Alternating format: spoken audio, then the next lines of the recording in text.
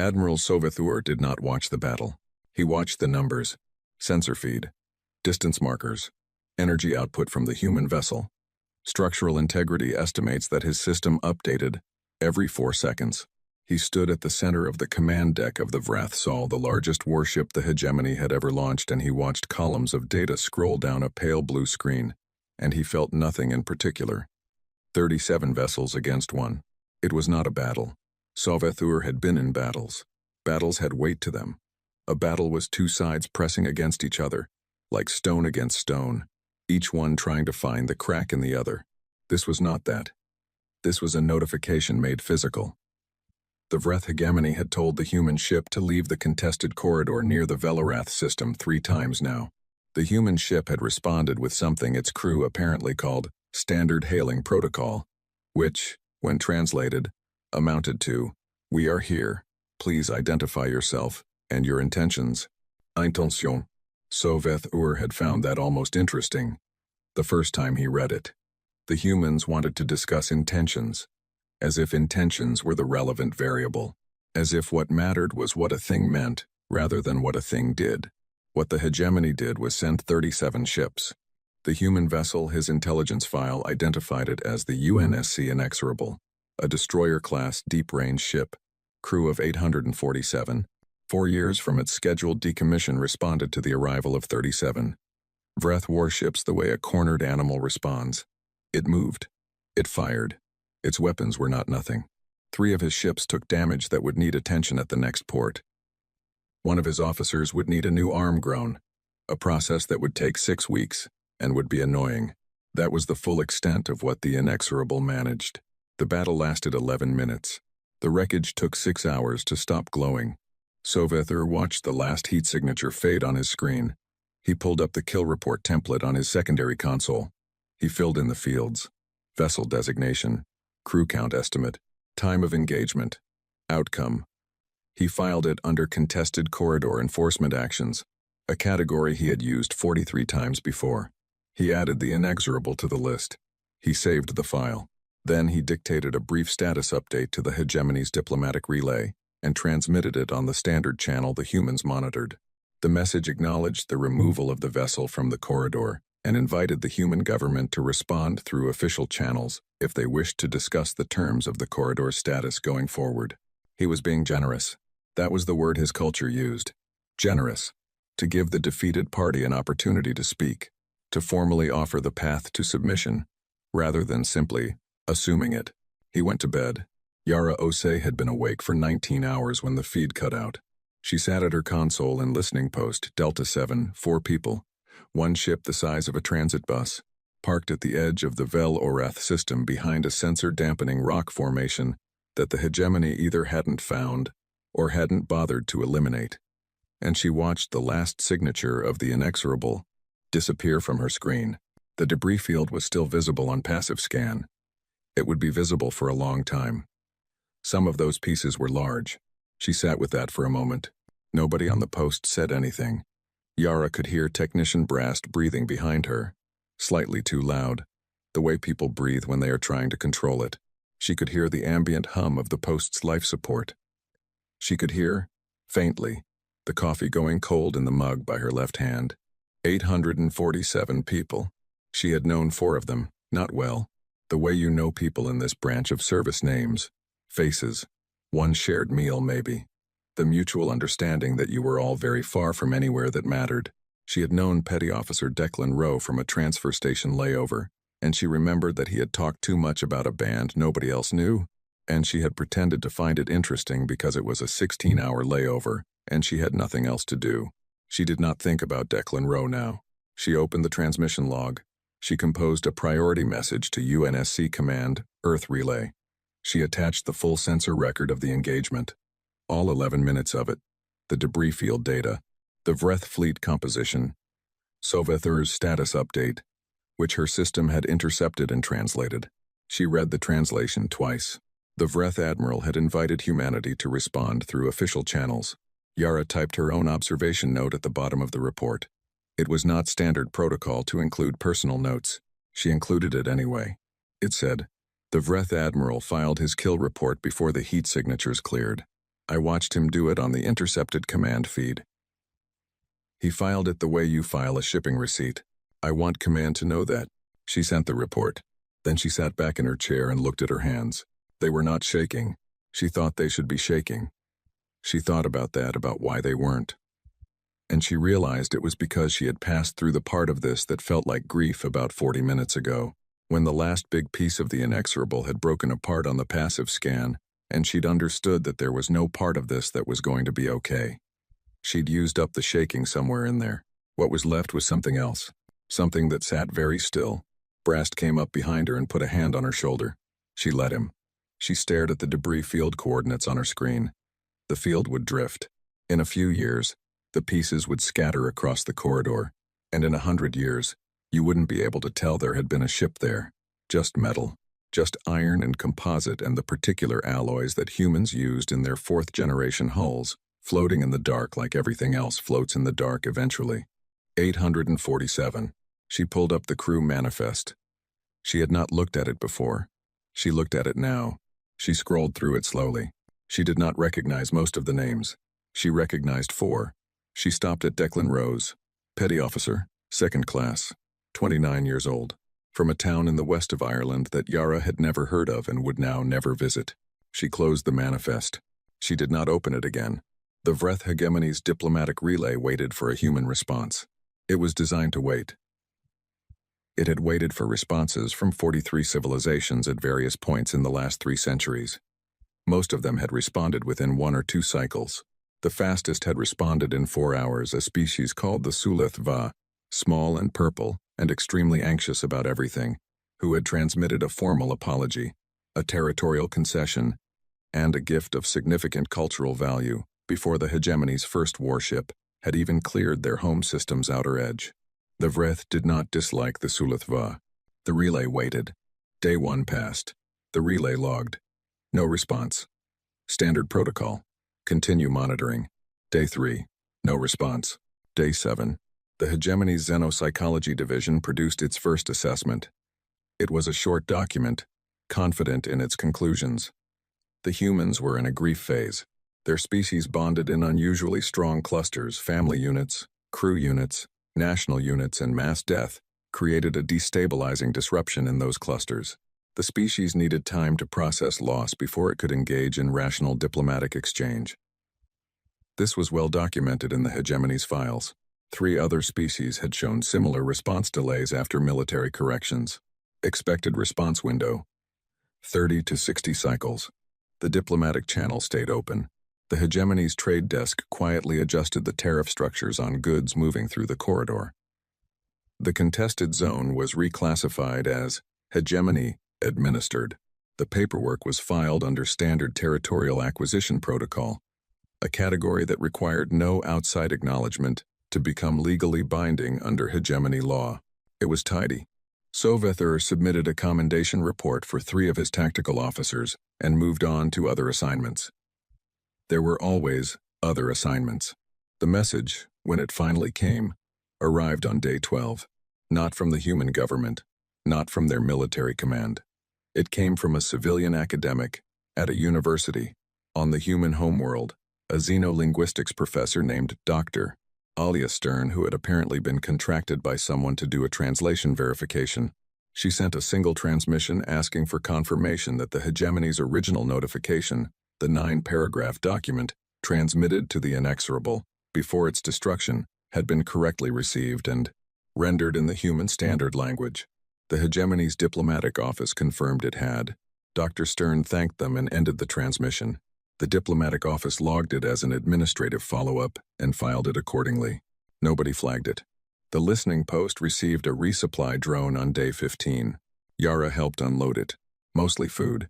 Mostly the kind of food that didn't need cooking, dense, brick-shaped rations that tasted like cardboard but kept you alive, which was the relevant metric this far out. There were also new data cores, 3 maintenance replacement parts for the sensor array, and a sealed communication packet addressed to Yara personally from her immediate superior at UNSC Command. She opened it in private. It said, "Your personal notation has been received. It has been forwarded to the relevant parties. No further action is required from your end at this time. Relevant partie." She folded the message. She put it in her jacket pocket. She went back to unloading the drone. Brast asked her if everything was okay. She said yes. She was not lying, exactly. She just didn't have a better word for what everything was. On day 19, the sensor array picked up something strange. Not a ship. Not a weapon signature. Something Yara had to look at 3 times before she was sure she was reading it right. A mathematical transmission. Tight beam. Aimed not at any populated system but at a stretch of open space on the far side of the corridor. Prime sequences. The kind of signal a species sends when it wants to prove it exists. We are here. We are ordered. We are intelligent. The kind of signal humans had sent out into deep space a long time ago. Before they'd found anyone to send it to. Yara ran the origin trace. It came from Earth. She logged it. She sent it up the chain. She noted that the coordinates being targeted were not inhabited, not strategically significant, not anything, just space. She went back to her shift. She told herself it was a test, equipment calibration. Something like that. She did not entirely believe herself. The Vreth relay was still waiting on day 22. The Xenopsychology Division updated its assessment. The grief phase was running longer than predicted. This was unusual, but not unprecedented. The third species in the comparison said a bird-descended civilization the hegemony had corrected near the outer bands, about 80 years ago, had taken 21 cycles to respond. The humans were approaching that record. The updated recommendation: continue waiting, increase diplomatic monitoring, do not adjust territorial reclassification timeline. The second recommendation was written by a junior analyst named Vethori, submitted as an addendum to the main document, formatted in the smaller font that the division used for dissenting or minority opinions. It said, "I want to note for the record that the human response delay may not be grief-related. The absence of communication is not the same as the absence of action. Our monitoring of human internal channels is limited.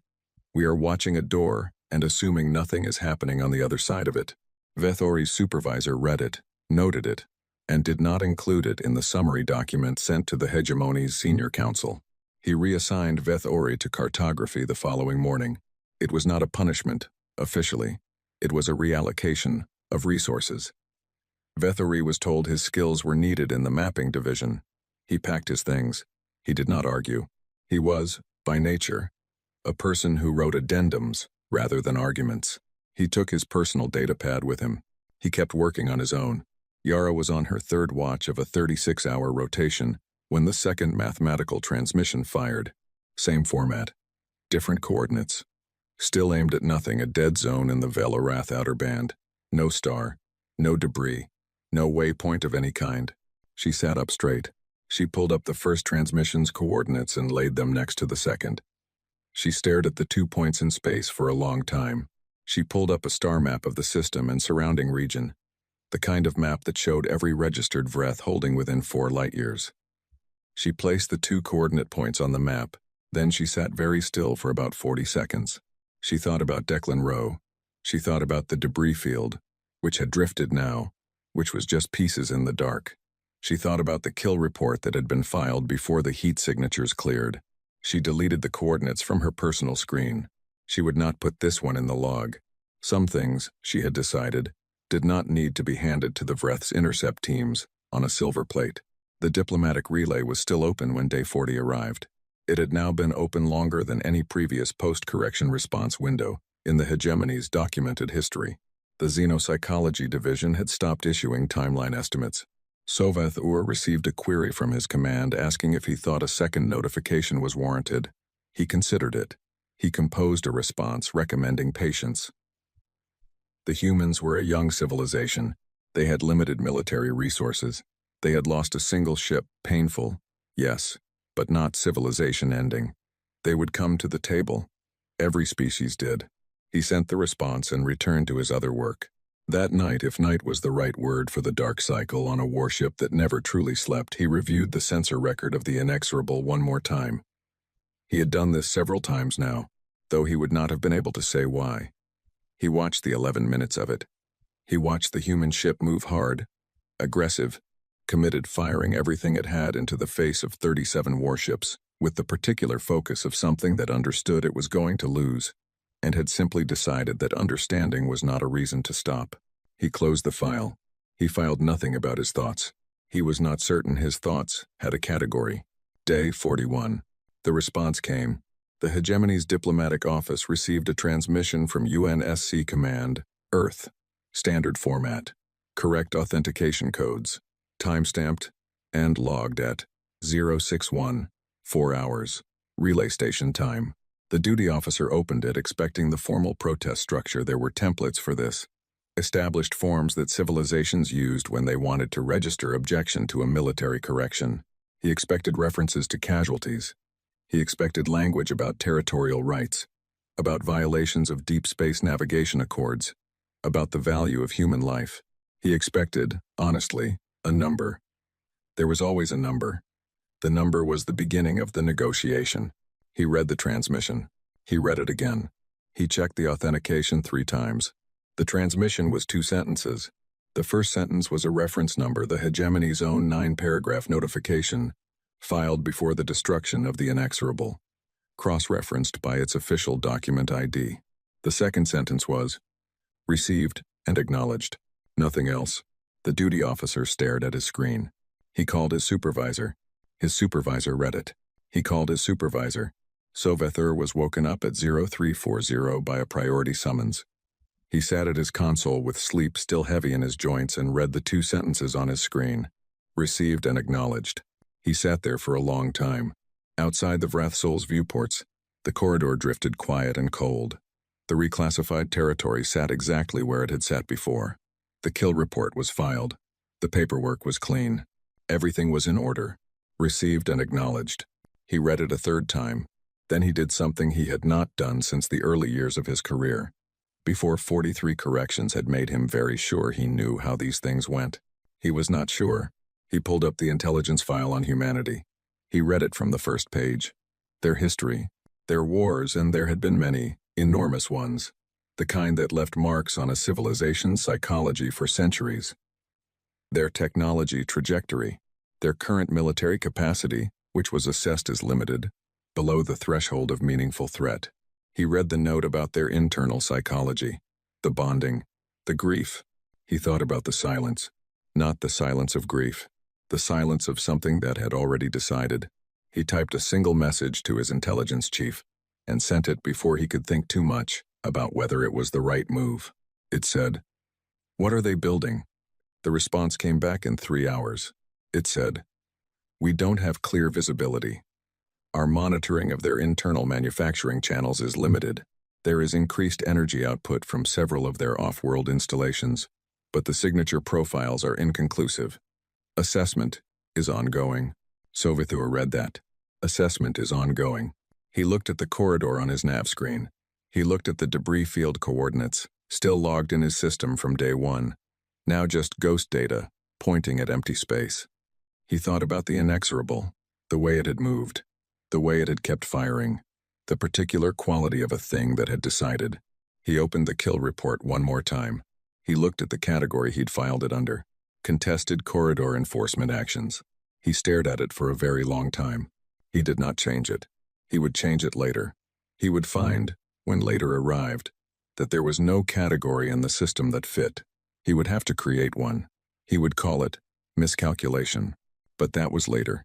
Right now, on day 41, with 2 sentences on his screen and a cold quiet on a diplomatic channel that should have been full of noise and wasn't, he sat in the dark of his command ship and felt something he had not felt in 43 corrections.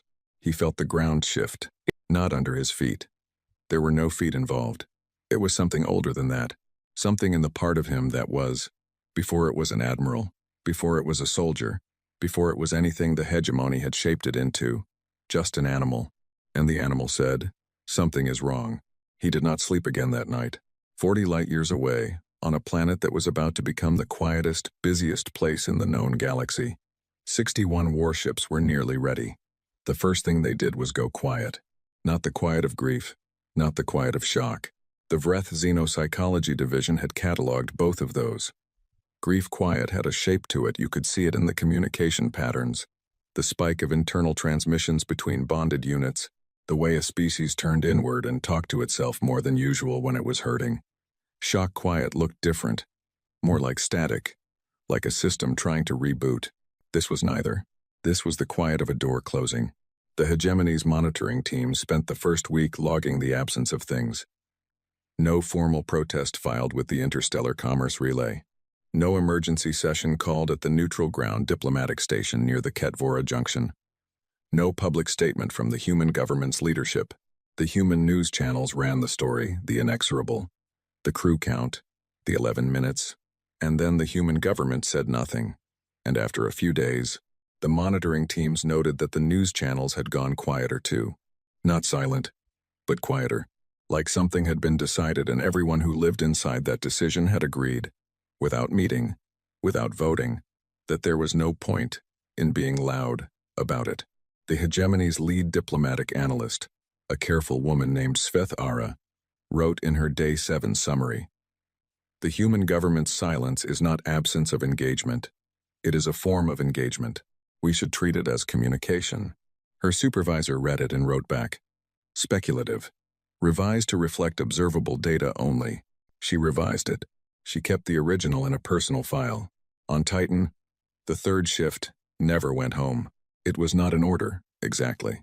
There was a memo, 3 paragraphs, dry language, the kind of document that said, increased operational tempo rather than we are working through the night, until further notice. But the third shift read the memo and looked at each other and nobody put on their coats. The bay was large enough to swallow a city block.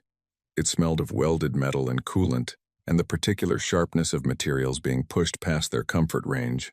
Workers moved in the specific way that people move when they are tired but not stopping, heads down, efficient.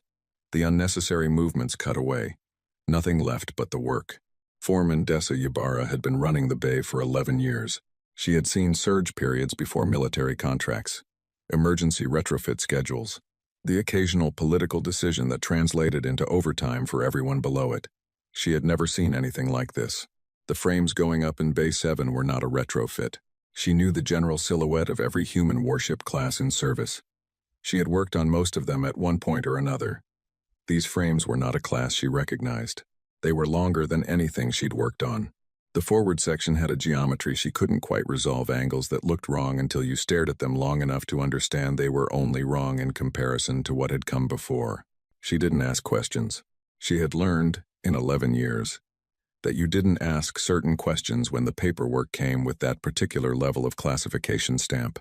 She just made sure Bay 7 ran 3 shifts a day and that nobody went home before the day's targets were met. She bought coffee for the third shift out of her own account. It seemed like the right thing to do. The vote in the UN Security Council happened on day 11. 15 members, 15 votes, yes. No debate recorded in the official minutes, no speeches. The session lasted 4 minutes and 30 seconds, which was shorter than the time it took most members to find their seats. Whatever was voted on was not in the public record. The session was classified at a level that most government officials would spend their entire careers without ever seeing. 2 things became visible from the outside. Afterward, first, 3 manufacturing installations that had been running at standard capacity began running at something significantly beyond standard capacity. The energy output alone was measurable from a distance. The hegemony sensors logged it as industrial activity, likely civilian, possibly construction-related. They flagged it low priority. Second, Admiral Cressida Vane, who had been on scheduled leave following the completion of a patrol rotation near the outer rim, was recalled. She was given a new assignment.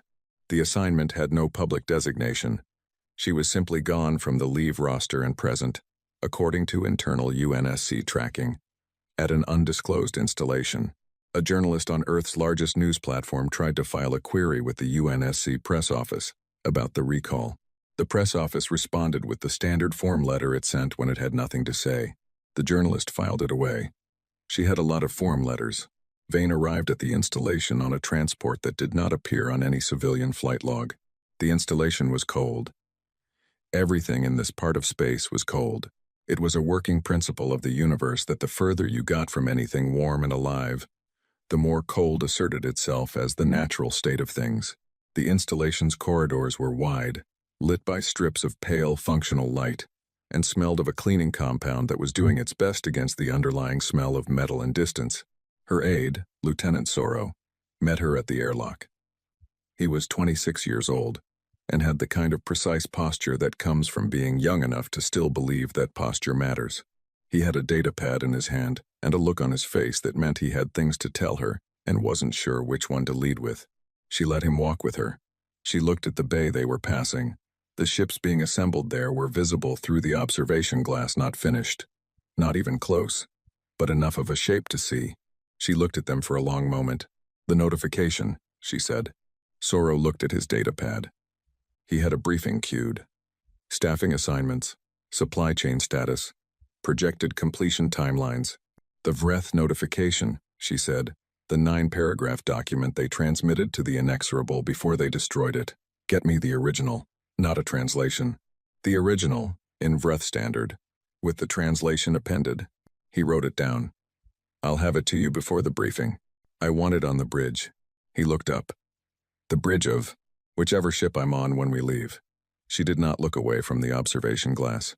"I want it framed, if we have anything to frame it with. If not, print it and put it somewhere I can see it." He wrote that down too. He did not ask why. He had been her aide for 2 years. He had learned, in 2 years, that when she asked for something without explaining herself, the explanation would become clear, at a point that she had already calculated, and he had not reached yet. They walked on. She said nothing else for the rest of the walk. He would think about that later, about how she had walked through an installation full of ships being built for a war, and said only 2 things. She had asked for the notification, and she had said she wanted it where she could see it, not as a reminder of what was done to them. He would figure that out much later. She wanted it where she could see it, to remember exactly what had been said, exactly how it had been worded, the specific language of a species that thought it was being generous. The Vreth received the first mathematical signal on day 19. Prime sequences. Tight beam. Aimed at nothing. The signals desk logged it and ran it through the standard analysis filter. The filter returned. Non-hostile, non-directed, mathematical pattern, consistent with exploratory or calibration transmissions. The filter further noted that the target coordinates contained no strategic assets, no population centers, no navigational significance. Low priority. Filed. Moved on. The second signal came on day 23. Same format, different coordinates. Still aimed at nothing. The signals desk ran the same analysis, got the same result, logged it, filed it. The analyst who processed both signals, a quiet, methodical person named Hethva, noticed that the 2 sets of coordinates had something in common. She couldn't immediately say what. The sensation was more instinctive than analytical, the feeling that 2 things were related before you could explain why. She pulled both coordinates up on her mapping system and looked at them side by side. She could not see the connection. She moved on to the next item in her queue. She had 43 items waiting. Vethori, in cartography, had a lot of time to think. Cartography was not a demanding assignment for someone with his background. His previous work had been analytical pattern recognition, behavioral modeling, the kind of close reading of data that required staying with something long enough for its shape to reveal itself. Cartography required precision and patience, and a willingness to update maps that had not changed meaningfully in decades. It was quiet work. He didn't mind quiet work. He had brought his personal data pad, which contained everything he had been working on before the reassignment. He reviewed it during his breaks. He updated it when he had new information. He had, over the course of his career, developed the habit of keeping 2 files, one for what he could prove and one for what he suspected. The second file was always larger. He added to the second file every few days. On day 26, the signals desk circulated a routine report that included, in its appendix, a summary of unusual transmissions received in the monitoring period. It was the kind of document that went to everyone in the analytical division as a matter of protocol, and that most people read the first paragraph of before moving on. Vethori read all of it. He read the section on the prime sequence transmissions twice. He opened his mapping system. He pulled up the target coordinates for both signals. He looked at them for a long time. Then he pulled up a map of Vreth-controlled space, every holding, every population center, every installation of strategic value within the relevant range. The kind of map that cartography kept constantly updated, because this was, among other things, what cartography was for. He overlaid the two coordinate points. The first point lined up with nothing. The second point lined up with nothing. But between them, and extending outward from them, there was a line, a geometric implication, the kind of line that only existed if there were more points coming, the kind of line that, if you extended it in the direction the mathematics suggested, passed through. His console made a soft sound. He looked at the notification on his screen. Access to this mapping layer has been restricted. Please contact your department supervisor for authorization. Otterai. He had accessed this mapping layer every day for the past 6 weeks. It was a standard cartography resource. There was no reason for it to be restricted. He sat back in his chair. He looked at the last thing he had seen before the map was locked the line. Incomplete. The extension of it leading toward the place it seemed to be leading. He closed his console. He picked up his personal data pad. He opened the second file, the one for things he suspected but couldn't prove. He wrote 3 sentences and then stopped. He sat there for a minute. Then he deleted the 3 sentences and wrote one instead. It said, "They are not aiming at nothing." On day 31, a journalist named Petra Solms, based in the city of Rotterdam on Earth, received an anonymous data packet through a channel she used for source communications. The packet contained no identifying information. It contained a partial analysis coordinate data, map overlays, a series of calculations that Petra, who was not a mathematician, found almost impossible to follow. At the bottom of the analysis was a handwritten note, photographed and included as an image file. The handwriting was small and careful. The note said, "I cannot tell you who I am. I can tell you that what I have sent you is a pattern. I can tell you that the pattern is not complete yet, because they have not finished sending the signals. I can tell you that when it is complete, you will understand what it means without me having to explain it. Please watch for the rest of the signals. Please keep this safe." Petra read the note several times. She was a journalist who had covered military affairs for 9 years. She had a sense for things that were being hidden not in a mystical way, just in the way that a person develops instincts after enough years of watching people try to say nothing while meaning everything. She understood that this was either very significant or completely meaningless. She could not yet tell which. She saved the packet in her most secure storage. She set an alert for any new signals matching the described format. She sat on it. She sat on it for 3 days, which was as long as she could manage before the thing living in the back of her head, where important information went to pace around, made it impossible to think about anything else. Then she made some calls. The Hegemony's Xenopsychology Division submitted its Day 30 assessment. It was the most uncertain document the division had produced in 40 years of operation.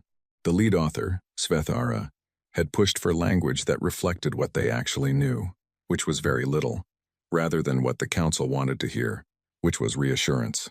The document said, in its summary, "The human silence has now exceeded every precedent in our post-correction behavioral database. We are unable to accurately model this response because we have no equivalent data set.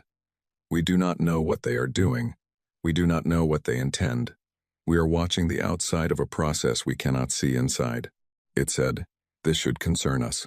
It said, "We recommend significant expansion of our intelligence resources directed at human internal communications and manufacturing activity.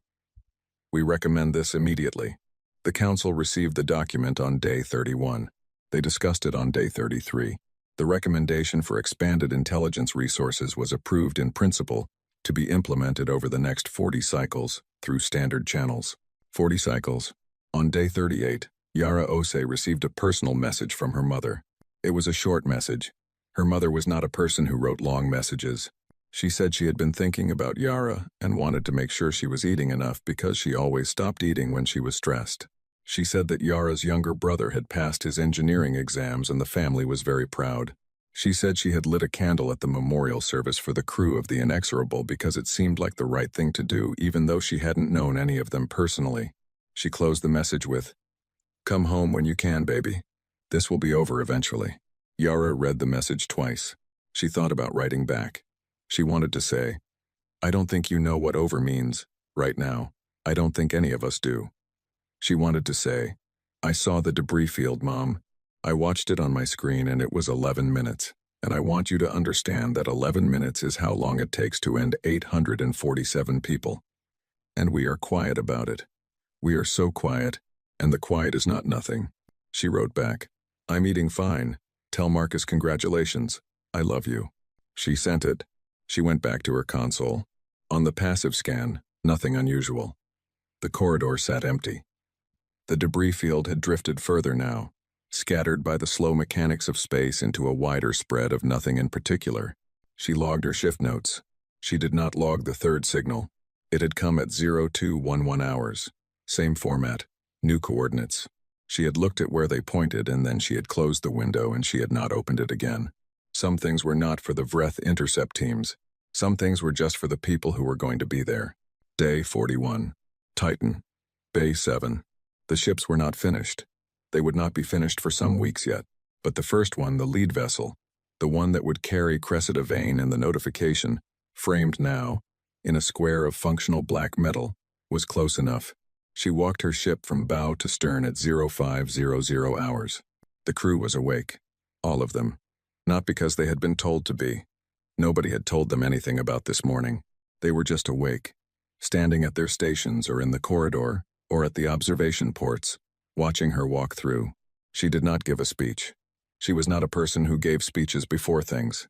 Speeches were for after, when there was something to say about what had happened. Before, there was only the work. She walked to the bridge. She stood in front of the notification, the 9 paragraphs. Vreth Standard on the left, human translation on the right, framed in black on the wall ahead of her nav console, where she would see it every time she looked up. She read it once, beginning to end. She thought about the inexorable. The crew manifest, 847 names, and she had made herself memorize them, all of them, even the ones she didn't know, because it seemed like the kind of thing that mattered. The kind of thing you carried. She thought about the notification's last paragraph. The part that invited the human government to respond through official channels. Generous. They had called it generous. Sorrow appeared at the bridge entrance. He had a data pad with today's status reports and the look on his face that meant everything was on schedule. She said, Tell me we're ready. He said, Close enough to ready. She nodded once. Then we're ready. She looked at the notification one more time. She thought, we received it, we acknowledged it, and now we're going to respond. The fleet dropped out of FTL at 0340 hours. Relay time. 61 ships. They came out of faster-than-light travel in a formation that the Vreth Defense Network sensors had never seen before, not a standard engagement spread, not an assault wedge, not any of the recognized patterns in the Hegemony's tactical database. The formation was tight at the center and wide at the edges, like something designed not to attack a single point, but to fill a space completely, like something designed to make leaving difficult. The planetary defense commander at Keth Sovara was a veteran officer named Soth Van, who had held his post for 12 years. He had run 17 emergency drills. He had responded to 2 minor incursion events and 1 navigation accident that had briefly looked like something worse. He was not, by anyone's measure, an unprepared man. He looked at his sensor screen for approximately 4 seconds. Then he hit the emergency broadcast. Keth Sovara was the oldest colonial world in the hegemony, not the most populated, not the most productive, not strategically vital in any way that a military analyst would circle on a map, but it was the first world the hegemony had ever settled beyond its home system, 400 years ago, when the species was young and expanding, and full of the particular energy that comes from believing the universe is large enough for everyone to have a piece of it. The first settlers had come in generation ships, slow by modern standards, and they had landed on a world of red stone plains and shallow inland seas and sky that ran a particular shade of amber at sunset that you could not find anywhere else in the known systems. They had built, they had named things, they had buried their dead in the red stone and called the world home, and their children had called it home, and their children's children, and 400 years of that accumulating, until Keth Sovara was not just a place but a word that meant something in the hegemony's history, in its schools, in the particular pride that a civilization takes in the first step it ever took beyond itself. 340 million people lived there now. Most of them were asleep when Soth Van hit the emergency broadcast. The human fleet's first transmission was not weapons fire. Soth Van had his defense grid live within 90 seconds of the fleet's arrival, which was faster than the drills, adrenaline compressing the steps. and he had targeting solutions running on the 6 lead human ships within the first 2 minutes. And he was waiting for the order from command to fire when his communications officer said, very carefully, "Sir, they're broadcasting. Not a targeting ping, not a tactical signal. Audio. On every frequency his system monitored. In Vreth standard." He said, "Play it." The voice was human, flat, unhurried, clearly a recording rather than a live speaker. It spoke in Vreth standard, with an accent that was slightly imprecise around the longer consonants but entirely comprehensible. It said, "This is a notification from the United Nations Space Command to the population of Keth Sovara and all Vreth hegemony personnel in this system. You have 4 hours to evacuate. All civilian vessels departing the system will not be fired upon. All civilian vessels departing the system will be given clear passage. Medical and emergency ships will be given priority clearance. This window opens now." Then it repeated.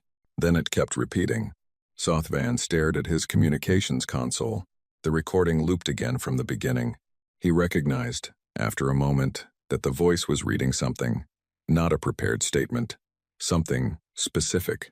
He listened more carefully and then he recognized the cadence, the formal structure of it, the legal phrasing. He had heard this document before. Everyone in the hegemony who followed the diplomatic feeds had heard this document. It was the notification, the 9-paragraph notification that the hegemony had filed before destroying the inexorable. Every word of it, read aloud, in Vreth standard, on repeat. They had sent a notification, and now the humans were playing it back. He sat with that for 1 second. 2. The recording reached the paragraph about generous provision of official channels. It kept going. It would keep going for 4 hours. Every person on Keth Sovara with a communications device was hearing it. Every person waking up to the emergency broadcast was hearing the hegemony's own words read back to them by the people who had come to answer it. He opened a channel to planetary civil defense. He said, "Begin evacuation protocol. Full civilian priority. Everything that can fly gets in the air." His second-in-command said, "Sir, do we return fire?" He looked at the sensor feed. 61 ships, holding position, not advancing, not targeting, waiting out the 4 hours with a patience that felt, to Sothvan, like the most frightening thing he had encountered in 12 years of defense work. "Not yet," he said. He was not sure yet was the right word. He used it because it was the only word his training gave him for this situation, and his training had not, in 12 years, prepared him for this situation. He started counting ships, how many he had, how many they had, what the math said. He knew what the math said. He got on the channel to civil defense. Aboard the lead human ship, the UNSC Relentless, Admiral Cressida Vane stood at the forward viewport. Her hands were clasped behind her back. This was a habit, something she did when she needed her hands to be somewhere they wouldn't interfere with her thinking. She had done it since her first command posting, 15 years ago. Standing at viewports considerably less impressive than this one, looking at considerably less consequential things, she watched Keth Sovara from approximately 12,000 kilometers out. At this distance it was a disk of amber and rust and the dark blue of its shallow seas. The amber sky visible even from here, as a thin, bright line around its edges, where the atmosphere caught the system's star. It was a beautiful world. She had not expected that. She had reviewed the survey data, the geographic reports, the population distribution maps, all the practical information. She had not thought to look for pictures. She had found one, the night before, in a civilian archive. An amateur photograph taken by a settler's descendant about 60 years ago. Standing on one of the red stone plains with the amber sky behind her and the nearest sea visible at the horizon. The person in the photograph was old, and she was smiling, and she was standing on the ground of a world her family had lived on for 4 generations. Vane had looked at the photograph for a long time. She was thinking about it now. Sorrow appeared at the edge of her vision. He had a status report. Evacuation feeds, civil defense communications, the number of ships leaving Keth Sovara's atmosphere, updated every 15 minutes. She said, "How many are moving?" "Civil defense activated within 4 minutes of our broadcast. They're moving fast." He looked at the datapad. Early estimate puts departure rate at roughly 2 million per hour. If it holds, it won't hold. It'll slow down. She had studied evacuation data for weeks. Populations moved fast at first, when fear was clean and simple. Then they slowed people going back for things, people refusing to leave, people who had nowhere to go and stood in the middle of the street because the choice between leaving everything and leaving didn't feel like a choice at all. "We log every ship that clears the system," she said. "Already running. Every one, Sorrow. I want the count continuous." He said, "Yes, Admiral." She looked at the world. She thought about the photograph. The old woman. The amber sky. 4 generations of a family in the red stone ground. She thought about a kill report filed before the heat signatures cleared. She thought, this is what we decided to become to get them to the table. She thought, I need to know that was true. She clasped her hands tighter behind her back. She watched the evacuation ships rise. Inside Kethsovara, it looked like this. The emergency broadcast woke people in the middle of the night. The alien voice speaking Vreth standard across every device in every home. The notification on repeat, recognizable within the first sentence to anyone who had read the news in the last 2 months. Which was everyone. Most people moved immediately. The particular animal intelligence that lives below thought and training said, 61 ships and 4 hours. And the legs were already moving before the brain finished its calculation. Some people did not move. An old man in the capital city named Vreth Sol, who had been born on Kethsovara, and whose parents had been born on Kethsovara, and whose grandparents had helped survey the southern red stone plains before he was a thought in anyone's mind, sat in his kitchen and listened to the broadcast and looked at the window and looked at his hands and did not stand up. His daughter found him there 40 minutes later. She had come back for him after getting her children onto an evacuation transport. She stood in his kitchen doorway and said, "Father, we have to go." He looked at her. He said, "I was born in this house." She said, "I know." He said, "My mother is buried 3 streets from here." She said, "Father." The broadcast repeated. The notification, patient and mechanical, reading itself back to everyone who could hear it. He stood up. He did not take anything. He walked out of his house and he did not look at it again because he knew that if he looked at it he would stop walking, and he could not stop walking. His daughter held his arm and they walked to the transport and they left. 3 hours and 51 minutes into the window, Sothvan filed his final evacuation count. 331 million. He stood in a command center that was being powered down around him. Non-essential systems shutting off in sequence. His remaining staff moving to evacuation transports. He had stayed as long as he could stay. He had told himself he would stay until the last transport, which had left 11 minutes ago. Now he was telling himself he would stay until the window closed, which was 9 minutes away. He looked at the sensor feed. The human fleet had not moved in 4 hours. It had held its formation. It had fired nothing. It had simply sat there, 61 ships, broadcasting the notification on every frequency, and waited. 9 million people had not made it to the transports. He had the number in his head, and he could not put it anywhere useful. 9 million was too large a number to hold. It kept sliding out from under him when he tried to think about it directly. So he thought about it sideways. He thought about specific streets in the capital city, specific districts, the market near the central station that ran all night, the school his children had attended before he'd moved them to the homeworld. He thought about the particular weight of 9 million people's ordinary lives, and he could not hold that either. He picked up his command kit. He walked to the last transport. He did not look at the sensor feed as he left. He did not need to. He knew what was about to be on it. Vane watched the window close. The counter on her secondary screen ticked over. 4 hours, 0 minutes, 0 seconds. She said, "Begin." The fleet moved with the precision that months of preparation produces, not fast, not dramatic, not the kind of overwhelming rush that looks impressive on a tactical display. Methodical, interval-spaced, target-sequenced. The weapons the fleet carried were not the standard ordnance of a conventional engagement. They had been designed specifically for this mission, by engineers who had been given a single operational requirement. Permanent, not fast, not clean in the way that leaves things intact. Permanent. Sorrow stood beside her. He said nothing. The bridge crew worked in the specific silence of people doing a difficult thing that they have decided to do, and have no remaining words about. She kept her hands clasped behind her back. She watched. The weapons reached the surface in sequence, working outward from the population centers. Methodical. Interval by interval. The planet's atmosphere lit in places not fire exactly, but a kind of energy release that had its own color, something between orange and white, something that made the amber sky look briefly like it had always looked before it became something else. She thought about the notification, all 9 paragraphs of it, playing on repeat in the ears of everyone who had been woken up in the dark and told they had 4 hours. She thought, they filed it like a shipping receipt. She thought, 847 people.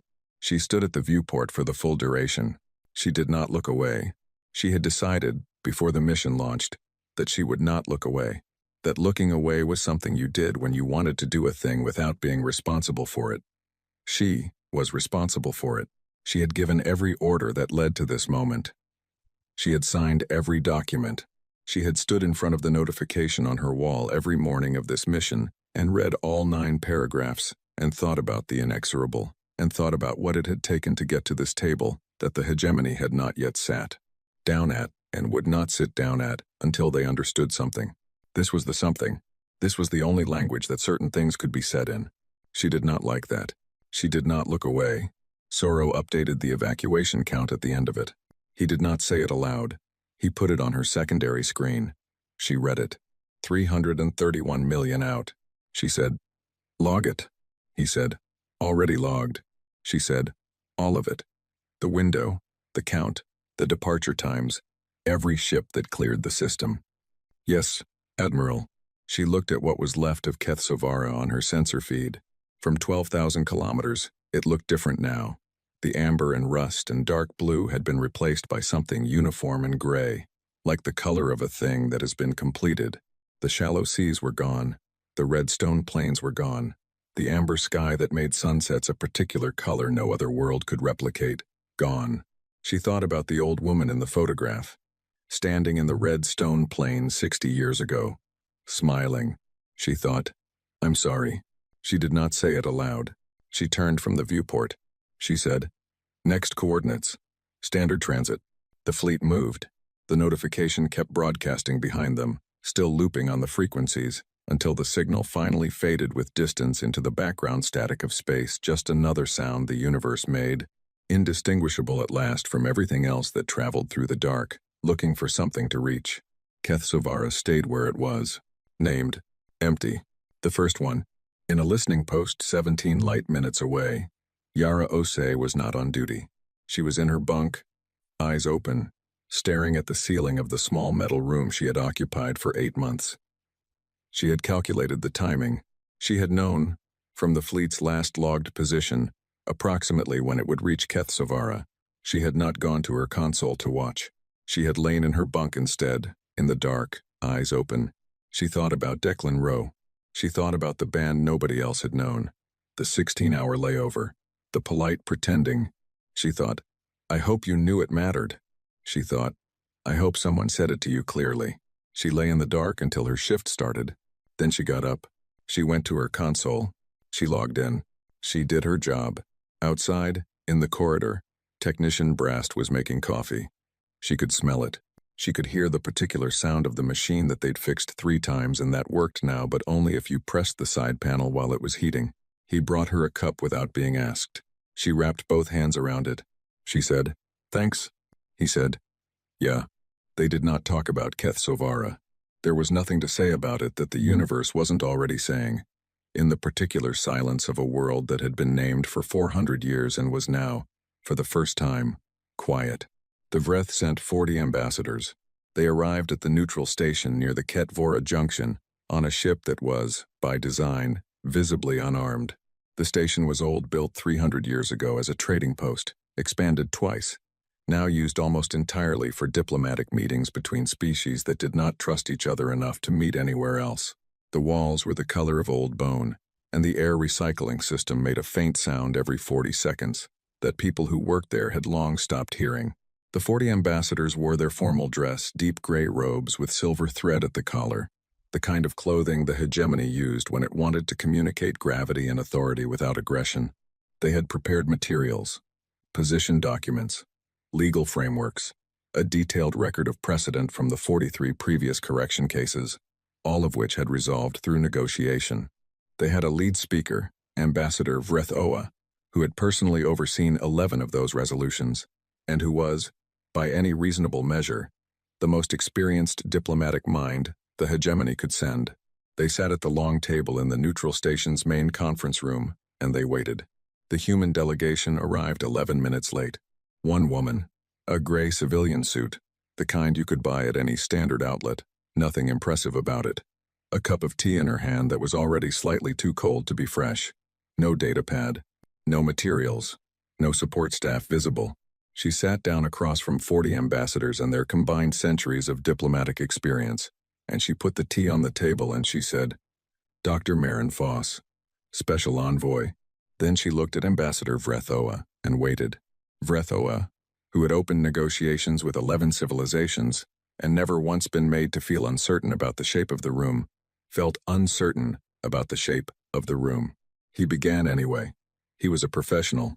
He laid out the hegemony's position. The corridor had been contested space under hegemony law, long-standing claim, documented and registered, available in the public record. The inexorable had received 3 notifications over the course of 2 standard cycles. The hegemony had followed all required protocols. The outcome, while regrettable, had been lawful under the legal framework that governed contested zone enforcement. He said the word regrettable twice. Dr. Foss listened to all of it. She didn't move. She didn't write anything down. She watched him the way someone watches a door when they're waiting for it to open. When he finished, she said, "We received your notification." Vrethoa waited for more. There was no more. He continued. He explained that the hegemony, in a gesture of goodwill, was prepared to open formal discussions on the corridor's status. A joint commission, a shared administrative framework. The hegemony would consider human commercial access to the corridor under a structured agreement with appropriate fees and schedules. He said the word goodwill once. Dr. Foss took a sip of her cold tea. She said, "We received your notification." The room was quiet. One of the 40 ambassadors shifted in their seat. It was a small movement. The kind of movement a person makes when they have realized that the conversation they prepared for is not the conversation that is happening. Keth Sovara was already gone by the time the first session ended. The news came through on the station's public relay, while the Vreth delegation was returning to their quarters. One of the junior ambassadors saw it first on his personal device and stopped walking so suddenly that the person behind him ran into his back. The senior staff convened in the delegation's private room. They pulled up the sensor data from the relay. They watched what was left of Keth Sovara on the screen, which was, in any meaningful sense, nothing. The bombardment had been precise and total. The evacuation window had been 4 hours. The human fleet had broadcasted in every Vreth language before the first shot was fired. A colonial world of 340 million people. 331 million of them had made it out. 9 million had not. The hegemony had not had 9 million casualties in a single engagement in over a century. Ambassador Vrethoa sat in his chair and looked at the screen, and did not speak for a long time. Then he requested an emergency session with Dr. Foss for the following morning. She agreed. She requested that the session start no earlier than 0900. She said she preferred to have breakfast first. The second session began at 0900 on the mark. Vrethoa came with new materials. The hegemony had authorized him, in an overnight communication from the senior council, to expand the offer. Territorial concession along the corridor's eastern boundary. 3 systems, resource-rich, formally ceded to human authority, under the negotiated framework. Additionally, a reparations payment, a number large enough that when Vrethoa said it aloud, 2 of his own staff glanced at each other. He said it all clearly. He made it plain that this was a serious offer, a real concession, the kind of offer the hegemony had never made to a species it had enacted a correction on in 43 cases. Ever. Dr. Foss listened. She had different tea today. Still going cold. She said, "We received your notification." Vrethoa set his materials down flat on the table. He looked at this woman in her ordinary suit with her cooling tea. He had been in this work for 60 years. He had negotiated with species that breathed ammonia, and species that communicated in color, and species that had no concept of individual identity, and bargained as a collective consciousness. He had never sat across from a single human woman and felt as comprehensively outmaneuvered as he felt right now. And, What was most disorienting about it was that she wasn't doing anything. She was just sitting there. She was just saying the same thing. He said, carefully, "Does the envoy have a counterproposal?" Dr. Foss looked at him. "The envoy received your notification," he said. "The envoy is saying that phrase repeatedly. I want to understand what it means." She looked at him for a moment. Then she said, "It means we received it. It means we read it. It means we understood what you wrote in it and what you did not write in it." "And what did we not write in it?" She picked up her tea. She looked at it. She put it back down. "That 9 paragraphs costs 847 people." The room was very quiet. "We are in the process," she said, "of writing our response." The third planet was a manufacturing hub called Vrith Sanok, major industrial center, 40 million population, largely workers and their families, the kind of city that existed entirely in service of what it made rather than what it was. The human fleet broadcast the evacuation window at 0340 local time 4 hours, same as before. The broadcast went to every frequency, every emergency channel, every civilian device registered in the system. The Vreth Civil Defense Administration had been quietly preparing since Kethsovara. The evacuation went faster this time. 37 million out. 3 million did not make it to the ships. Vreth Sanok's manufacturing infrastructure, its processing centers, its industrial architecture, all of it, was gone within 6 hours of the evacuation window's close. The fleet did not stay. It left as precisely as it had arrived. The third session between Dr. Foss and Ambassador Vreth Oa happened the following day. He came with more. The hegemony had authorized him to offer formal charges against Sovathur, the admiral who had commanded the destruction of the inexorable. A criminal proceeding. Accountability at the highest visible level. 3 other fleet commanders would stand review. The oversight board that had approved the corridor enforcement policy would be dissolved. A new framework for contested zone engagement, co-written with human representatives, would replace it. He said all of this in a voice that was very level and very tired. Dr. Foss said, "We received your notification." Then she said, "These are hegemony decisions to make. Whether you charge your admiral is a matter for your law, not ours." Vreth Oa said, "Then what is a matter for yours?" She was quiet for a moment. "The schedule," she said. He waited. "We're on a schedule," she said. "It doesn't change based on what's offered here." "What would change it?" She looked at her tea.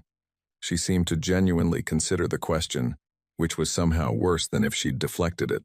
"I don't know," she said at last. "That's an honest answer. I was sent here to receive offers, not to make decisions. The people making decisions are not at this table." "Then who is at this table?" "Someone who received your notification." Veth Ori had been in cartography for 6 weeks when the 4th planet was announced. He heard about it the way everyone else in the hegemony heard about it, through the public relay, which the senior council had stopped trying to suppress after Kethsovara because suppression at that scale was impossible and the attempt itself was making things worse. The 4th planet was called Soveth Ra, a historical world. Old. The kind of place that existed in the hegemony's cultural memory. The way certain places exist in every civilization's memory. Not for what they produced, but for what they meant. The evacuation window came and went. 22 million people out.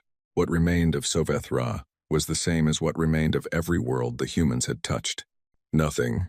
Veth Ori sat at his cartography console and looked at the updated map he kept in his personal file, not the official hegemony map, which was updated through proper channels and which no longer showed Kethsovara or Vreth Sanok or the others as populated worlds, just as coordinates with a new classification that the system had not had a label for 3 months ago, and now had one that everyone had agreed, silently and without discussion, never to say aloud if they could help it. He looked at the pattern. He had been looking at the pattern for weeks. He had mapped it carefully, all the human signals, all the target coordinates, the fleet movements as reported through the relay, the worlds that had been hit. He had overlaid everything. He had done the analysis that he'd been prevented from doing when his access was restricted, using other sources, public sources, the kind of information that existed in plain sight if you looked at enough of it in the right order. The pattern was not random. He had known that from the beginning, but now, with 4 worlds gone, he could see what it was. They were not hitting the hegemony's military strength. They were not hitting the things that would win a war in the traditional sense. They were hitting memory. They were hitting the things that, if you removed them, changed what the hegemony was. Kethsovara, the oldest colonial world. The first one the hegemony had ever settled beyond its home system. The founding myth of the expansion. Vreth Sanok, the industrial engine that had built every warship in the fleet that destroyed the inexorable. Sovethra, the historical seat. The place where the hegemony's founding documents were kept. He stared at his map. He thought about what came next in that pattern. He thought about Vethmora, the home of the hegemony's central government, the seat of the senior council, the most populated Vreth world, outside of the homeworld itself. He thought about Petra Solms, the journalist in Rotterdam he had sent the initial data packet to 6 weeks ago. He had not been in contact with her since. He did not know if she had acted on the information. He did not know if it had mattered. He pulled out his personal data pad. He looked at it for a long time. Then he composed a new message. Everything. The full analysis, clean and complete. The pattern, laid out clearly enough that anyone with basic spatial reasoning could follow it. The projection forward, what worlds came next if the pattern continued, and why, and what each of them represented in the hegemony's cultural architecture.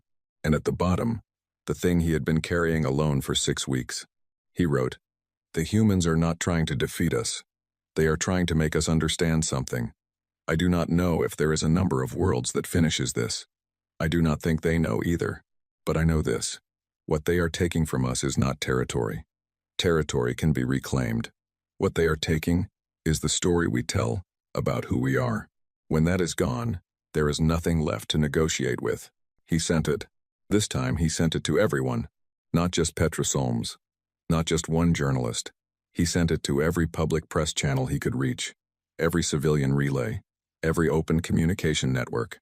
He used the cartography division's standard broadcast credentials, which would expire the moment his supervisor saw what he had done, but which, for the next 40 minutes, gave his message the same distribution priority as official hegemony communications. He sat back. His console would be locked in 40 minutes. He would be removed from his position. He did not know what else would happen to him. He had stopped working out that particular calculation because it led to places that made it hard to continue, and continuing was what he needed to do. He looked at the map. He thought, someone has to say it aloud. The Vreth public knew by morning. Not the sanitized version that the senior council had been releasing through official channels. The version that called the destroyed worlds, administrative adjustments, and described the human fleet's actions in language designed to make them seem like a contained, manageable event. The actual version, Vethori's version, with the maps and the pattern analysis and the projection forward, readable by anyone who wanted to read it. The reaction was not what the senior council had feared. It was quieter. People read it and went very still. The way Yara Ose had gone very still, in a listening post, 17 light minutes from a debris field. The way Vethori had gone still in cartography with the map open and the pattern visible. The stillness of a thing that has been named after a long time, of being unnamed. The senior council convened. It was the longest session in the council's modern history, 19 hours, continuous, with food brought in at hour 7, because it became clear it was not ending. Vethori's analysis sat at the center of the table, printed, annotated by 4 different council members in 4 different colors. They discussed options. They discussed, eventually, the question that Vethori had not quite asked, but had made inevitable by writing everything else. Is there a number? Is there a number of worlds that makes them stop? The intelligence division was asked to respond. The response came in written form, which was unusual. The intelligence division almost never communicated in writing with the full council. The document was 11 pages. The summary was a single line. Unknown. Behavioral modeling non-viable. Species lacks historical precedent for terminal point assessment. One council member asked the intelligence chief, who was present in person, to explain what that meant. The intelligence chief, who was a very old Vreth who had been doing this work for 40 years, and who had a quality of absolute honesty that was either his greatest strength or the reason he would never rise higher than he already had, said, "It means they have never stopped before. Every war they have fought in their recorded history, and they have fought many, more than we have, against each other.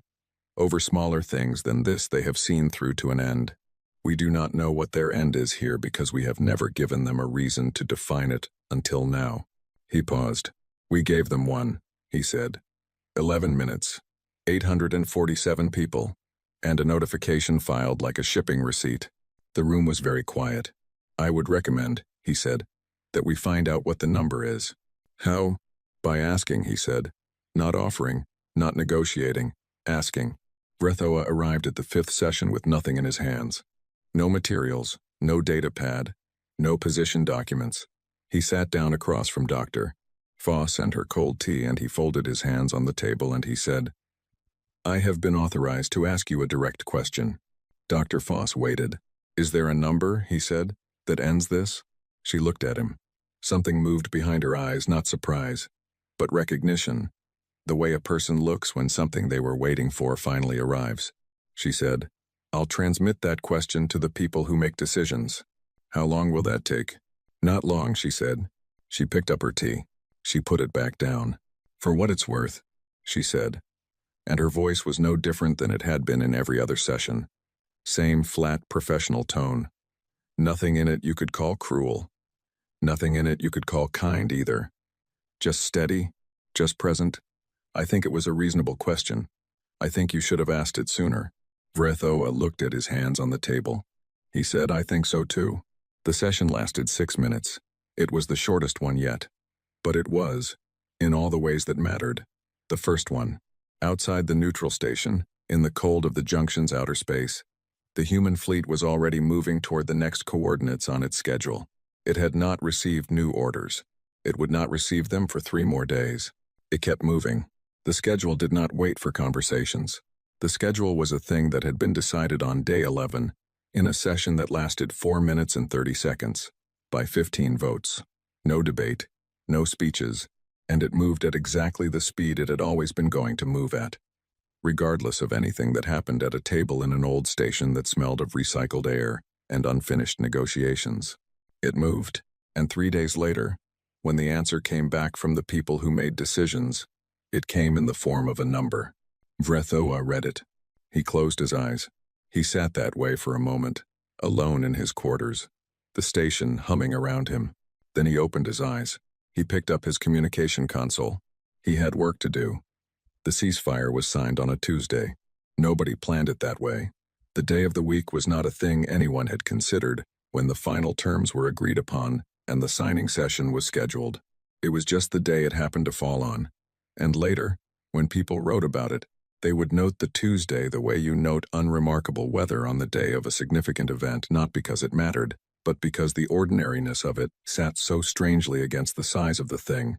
On a Tuesday, the Vreth hegemony and the United Nations Space Command signed a ceasefire agreement in the main conference room of the neutral station at Ketvora Junction, in front of 12 witnesses and 1 recording system, in a room that smelled of recycled air and had walls the color of old bone. The agreement was 47 pages. The first appendix was a list of names, all 847 of them, from the inexorable, printed in full, in both human, standard and Vreth, formal script, beginning with the commanding officer and ending with the most junior crew member, a 19-year-old engineering assistant named Pita Taufa, who had been 6 weeks out of training, and who had, according to a note in his personnel file that nobody but his commanding officer had ever read, made the best coffee on the ship. It was the hegemony's senior counsel that had requested the appendix. They had requested it because Veth Ori's published analysis had made clear, in plain language, that the entire hegemony population had now read, that this had all begun with 847 people who had been filed like a shipping receipt. The council understood, by the time they sat down to finalize terms, that the record needed to say the names, that the names needed to be the first thing in the document, before the territorial clauses and the reparations schedule, and the new framework for contested zone engagement. Before everything else, the names. Ambassador Vrethoa signed his section with a steady hand. He had been in this work for 60 years. He had signed 11 previous agreements, all of them from the other side of the table, all of them with a species that had come to terms with what the hegemony was. He signed this one from the side of the table he had never sat on before, and he kept his face very still, and he did not let himself think about the number 7 until he was back in his quarters alone and had closed the door. 7.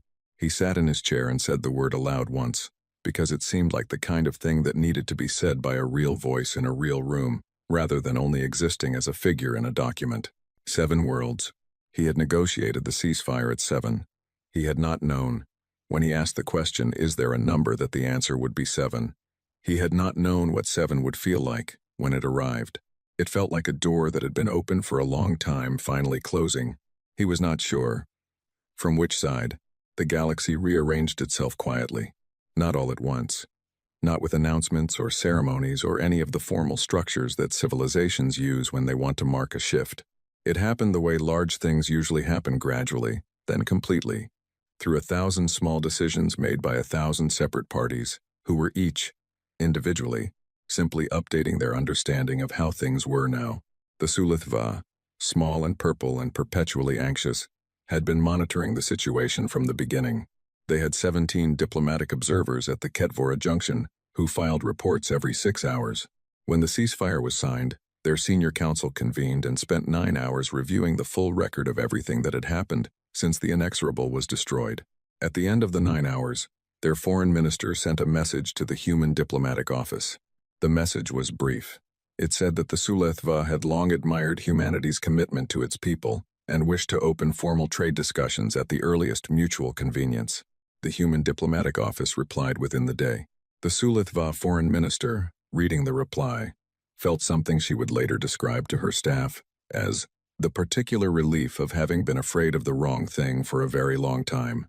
Other species followed, some quickly, some after a period of careful internal deliberation, some through intermediaries who could maintain plausible distance if the relationship turned out to be a mistake. None of them announced what they were doing in plain terms. None of them had to. The reshaping happened in the language of trade agreements and navigation treaties, and quietly updated threat assessments in military files that would not be declassified for decades. The Vreth hegemony's kill record, 43 civilizations corrected, logged, filed, became a historical document. The kind of thing studied in academic settings. The kind of thing that had a date on it now. Before and after. Soveth Urvas tried. The proceedings lasted 3 weeks. They were conducted within the hegemony's own legal system. As Dr. Foss had noted, was a hegemony decision to make. The human government sent no representative, filed no statement.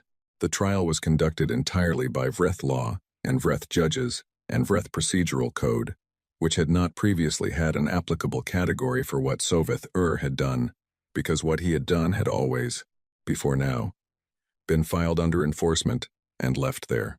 His defense argued that he had followed every established protocol, that the notification had been issued, that the vessel had not complied, that his actions had been lawful, supported by precedent, approved at every level of the command structure above him.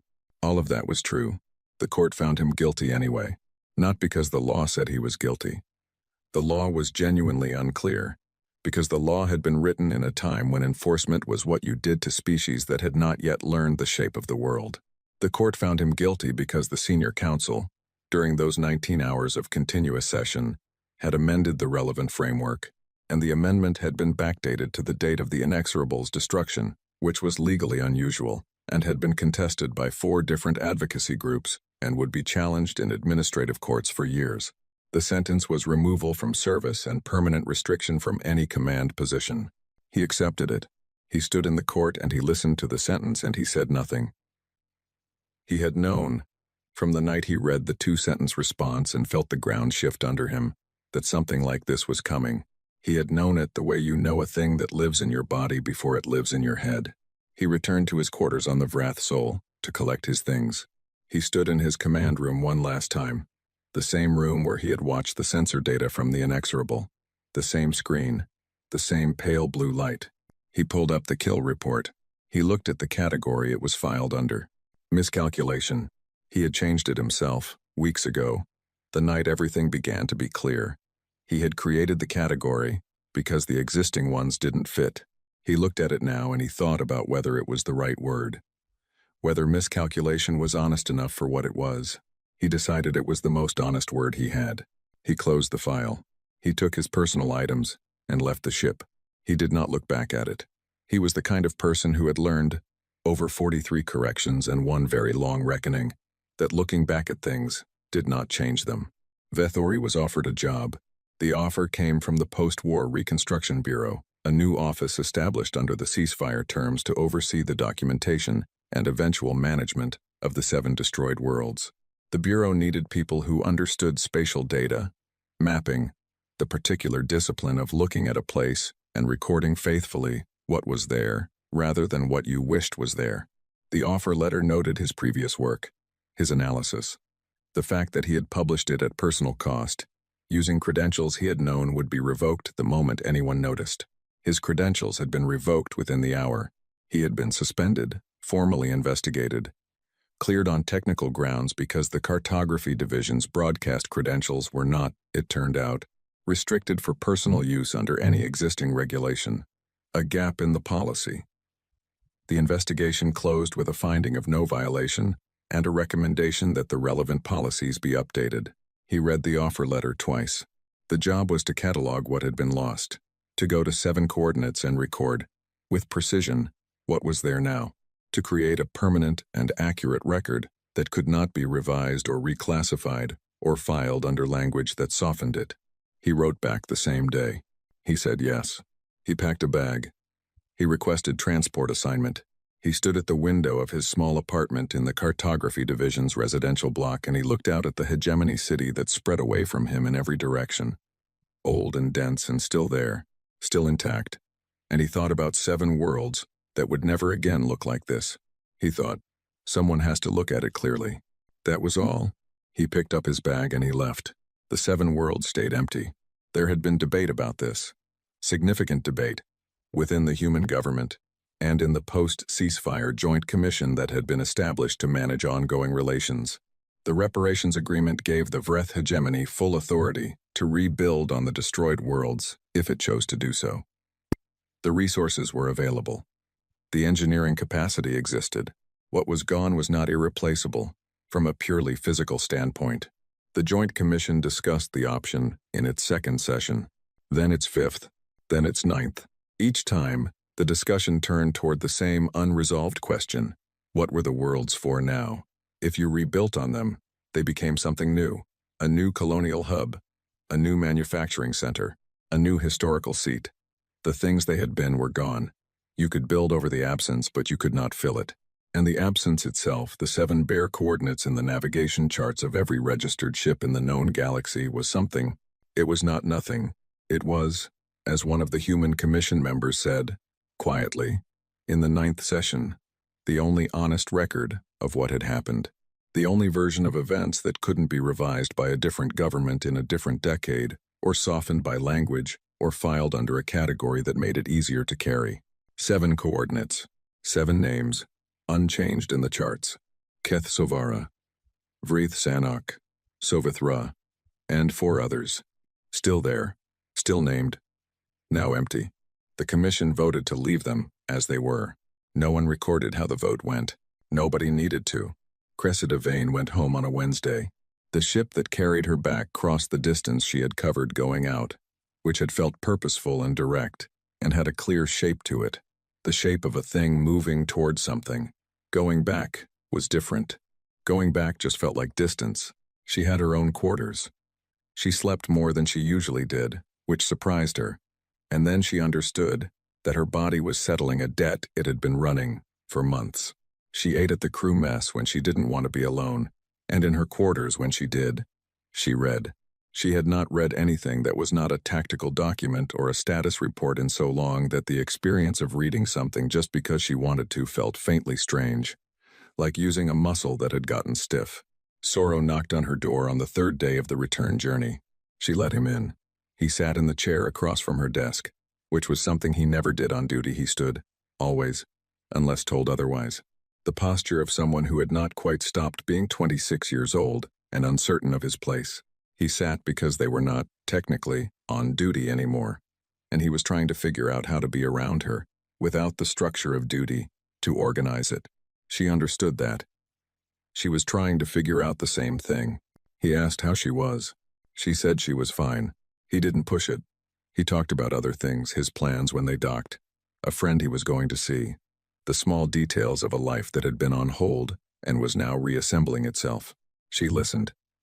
It was good to listen to small things. The small things had been very far away for a long time. When he left, she sat at her desk for a while. Then she went to the bridge. It was quiet. Skeleton crew for the transit. The person at the nav console nodded to her, and she nodded back, and stood at the forward viewport, and looked at the stars going past. Not dramatically, they didn't streak. They didn't blur. Space travel at this speed just looked like stars. The same stars in slightly different positions than before. The notification was still on the wall. She had not taken it down. She didn't know what she would do with it when she got home. She thought about that. She thought about the 9 paragraphs and the 2-sentence response and the 41 days of quiet and 61 ships and 7 worlds, and the name Pita Taufa, 19 years old, the best coffee on the ship, first appendix, last name on the list. She stood there until the nav crew changed shift. Then she went to bed. Her apartment was the same. This always surprised her. When she came back from a long assignment, she had been gone for months, and the apartment had simply continued existing, without any of it mattering to it. The same small kitchen, the same window that looked out over a city that was not beautiful but was hers, dense and functional and full of light at night. The kind of light that meant people were awake in there, living their ordinary lives in the ordinary way. She unpacked. She bought groceries from the place on the corner that had been there since before she had moved in, and would probably be there after she was gone. The person at the counter recognized her and said welcome back, and she said thank you, and meant it in a way that was hard to explain. She cooked a meal. She ate it. She washed the dishes. She went to bed at a reasonable hour. She woke up at 0400 and could not go back to sleep. She stood at the kitchen window. The city was mostly dark, the late-night lights giving way to the first thin edge of morning that wasn't quite morning yet. She had a glass of water. She stood and she looked out at the city and she thought. Her personal comm chimed. Sorrow. She had given him her personal number before they docked, because he had asked, and it had seemed like the right thing to do. She answered.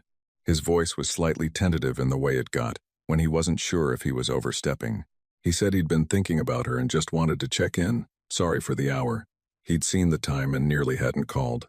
She said she was glad he did. He asked how she was. She said, I keep thinking about the notification. A small pause. The Vreth one? The 9 paragraphs? Yeah. She looked at the city. The light was starting to change, very slowly, at the furthest edge of the sky. We had 847 people on that ship. I know. She was quiet for a moment.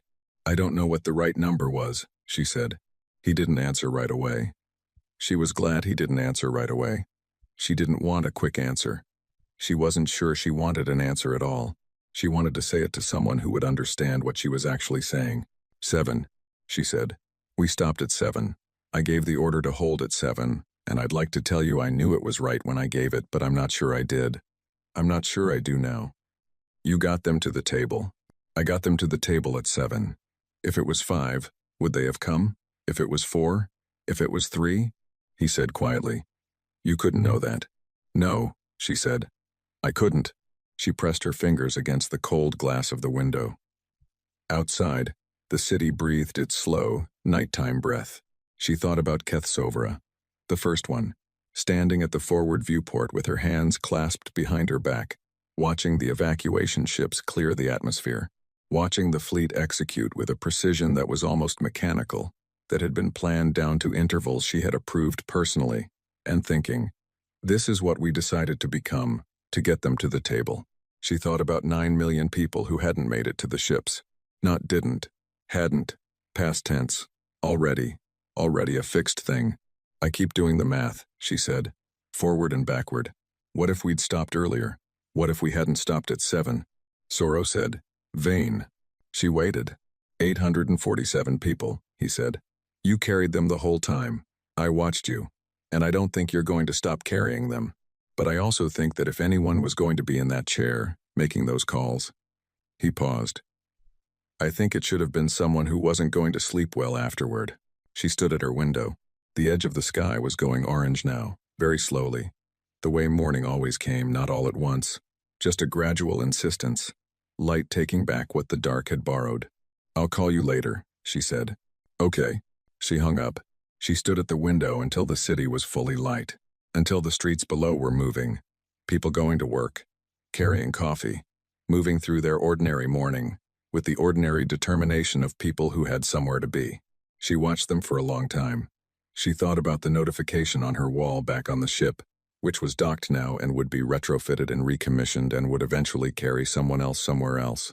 She thought about 7 coordinates in the navigation charts of every ship in the galaxy, sitting there under their old names, empty, not a monument. Nobody had called them that. Nobody had made a speech. There was no ceremony, no day of remembrance established, no formal structure around what they were. They were just there, 7 places that told the truth about what had happened, in the only language that couldn't be revised, the language of what you could see with your own eyes and could not argue with, and could not file under a softer category. She had not decided they would stay empty. That had been the commission, but she understood why. You left them because they were honest. Because honesty, in the long run, was the only thing that held.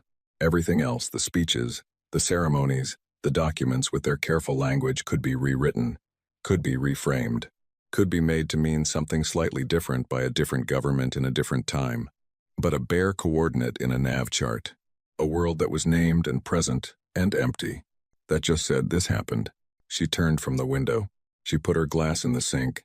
She put the kettle on. She stood in her small kitchen in her apartment that was the same as it had always been, and she listened to the kettle heat, and she thought about Pita Taufa, 19 years old. Best coffee on the ship. First appendix, last name. She thought, I hope it was enough. She did not know. She would not know. That was the part nobody told you about. That was the part that lived at 0400, at a kitchen window.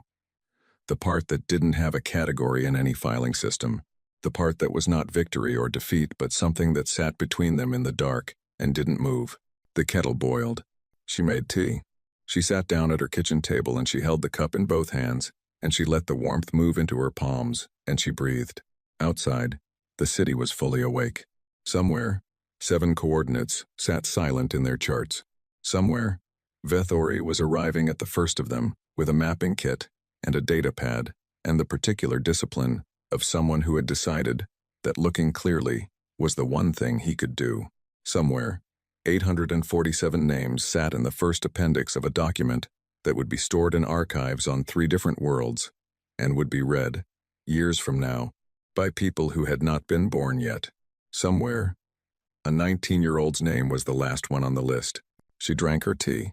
The morning came in through the window the way it always did. It did not ask her if she had done the right thing. She was glad for that. She would keep asking herself. That, she had decided, was the only honest way to carry it. The battle was already lost.